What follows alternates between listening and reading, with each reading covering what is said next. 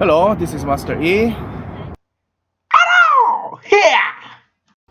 Well, and then the second weird person that I ever met here in Shanghai was my worker employee. So there is a, I mean, I don't really hang out with Koreans. I living in Germany for 8 years. I somehow try to avoid the Korean community since they are very religious. Somehow, wherever you go outside of Korea, the big Korean community is always gathered by the church community, which I do not believe in, and also which I don't like. So that's the biggest reason why I don't try with why I try to avoid from the Korean community. But since I'm here in Shanghai, there is even a Korean town here in Shanghai, so I am kinda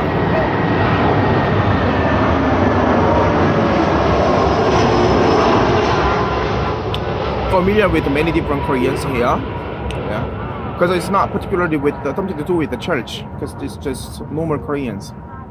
So there is a one Korean man that I met back in 2016.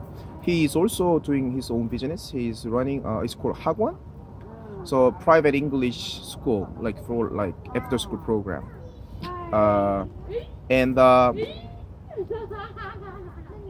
I once told him that I do need a worker, so a martial arts master, to expand my business, and I have no idea where he got his contact, but he got one person's contact from India, and then he forwarded it to me, and I have looked it up. On the paper, he looks perfect. He did jujitsu. It's written that he did jujitsu. He even went to a military like force to train the military soldiers, and then he did karate, Shotokan style, black belt holder, first degree done, which is very low but still. And then he did karate. He went to a Shaolin temple for 1 year and then like trained over there. So my expectation was actually very very high. I met him, so I invited him to the Shanghai. He anyway wanted to come to Shanghai because he had a Chinese girlfriend who was working here in Shanghai. So he wanted to move, and live with his girlfriend together.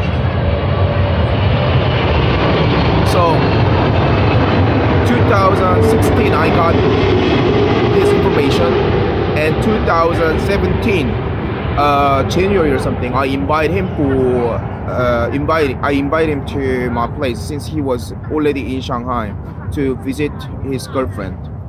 And we met in the like Starbucks, and then like we talked. I sort of interviewed him whether it's nice. I didn't have that much experience to hire a person. Now I kind of have, but back in that time I was desperate to have another extra hand. And so basically I asked him several questions, whether do you like children, what you gonna do if children are doing this and that during the class time. Basically, like, quite general questions. And then his answer was all fine, just like, yeah, I'm gonna do this, I love children, and so on. So he is so Indian, and I personally don't know anything about India except some like controversial and very issued like news from like world news, whatever, such as this sexual crimes and so on. Nothing that positive, but that's a recent news. And know some stuff like like yoga and what else, like Taj Mahal, like very basic things. Yeah, don't know any like them, don't know. I don't have that much information about India. So anyway, he came with such a long beard and with a turban, and then he told me that he's a Sikh, and I didn't understand what it means, Sikh. I thought his Sikh means like he has a disease or something, but it's a type of religion and also at the same time a type of, was it like a caste class or system, something like that. It was something like that. Yeah. I asked him, as a taekwondo master, you need to, because we are going to international schools and so on, you need to have a clean like look, yeah, for the image of the company. And he said once he's here, he's definitely going to shave the beard and whatever. So he went back to India, and I start to proceed the visa things, because if he needs to come and live and work here, we definitely need to go through all this legal stuff, like legal process, applying for the work allowance certificate, and then apply all these things, and then report to the Chinese government, and then get the visa and so on. I paid everything. When he came, I even give him the sort of airplane fare. But since I can't believe him that so we start the salary pretty low. So anyway, my expectation was pretty high since he has so many and so rich martial arts teaching background on the paper. He came. So many different questions and so many. I have no idea what I can say.